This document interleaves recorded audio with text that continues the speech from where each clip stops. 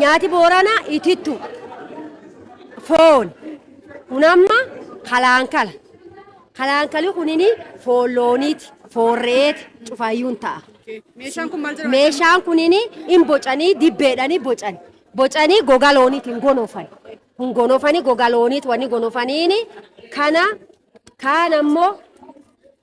kaan ammoo itittuuni tana itittuu tanaana kan hin naqanii yoo jalqab naqanii jedhanii bishaan isaan horatan bishaan horatanii dhaamedhanii bishaan horatanii kun dhuuyyuu medhanii dhuuyyuun tan keeka'anii gartee bishaan keessa baasan. Kunini kun dhuuyyuu kun ammoo akkaananii dhuuyyuu mana filtuu sun as keessatti initinne dhuuyyuun kan gartee mukan keeka'an yoo mukan keessin kaa'in aana sun keessatti titanii qaa kan duuchan jechuudha. Tuntana gize aanan kan dhuguu fedhanii irba jedhanii kanaan irban. Kanaan irbanii bulleessan hojjenni bullaa'ee ittiin jirkaani aanan kan bakka meeshaan naqatte kun gorfaa jedhanii gorfkan wanni hin hodhanii akka qodaa kan hin hodhan wanni hodhaniini waan lamaan hodha booranii ergemsaan hodhanii oolotaan hodhanii kun amma ka ergemsaatiin ka oolotaa itittuu baatuulleen tajaajila aanan miilleen tajaajila inni waan cufaayyuun tajaajila aanan illee raafataa deebisan mallee kun bun kocheeti buni kunini bun kun ka kocheeti.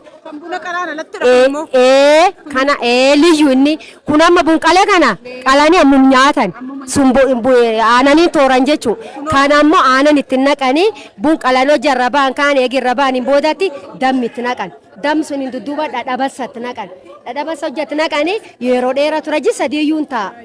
Foon kan ammoo laali foon jiidhoo kalaan kaltee yoo isaan gogan kaan gartee gana deebisee dhadhaloonii itti naxxa. Yoo dhadhaatti naxxa kan kulleen sadii akkasum turanii kulleen akkasum yeroo dheeraa turan ammoo bisaan horachuun qaban yoo bisaan horatanii hin hammaatan hojjatti bisaan jala lakkifte bisaan jala maxaxxi gootee garte yoo bisaan goggoffat kaanii waan tokko hin tajji sadii. Nyaati kunini garbuurra hojjetame dhadhalooniitiin hojjetame nyaati kun nyaata yeroo dheeraaf turuu danda'u. Nyaati garbuurra hojjetame dhadhaloonii irra hojjetame keessummaa kabajaatii henname jechuudha.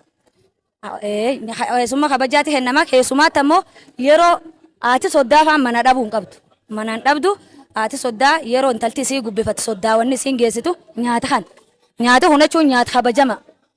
Kaan ammoo nyaata aadaa Boorana keessa namni nyaata kanaafi itittuu kan sii fuudhe nyaati akka malee kabajamaa Booran keessaa akkaan jechuudha.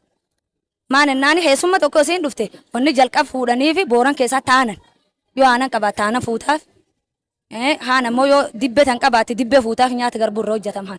Kanaafiyyuu nyaati kabaja maqaan isaa kochee jennaan nu kochee. Ittaanee jiru foon kun foon gubaa yookaan foon kalaankala jedhana kulleen kochuun foonuma akka nyaata kana.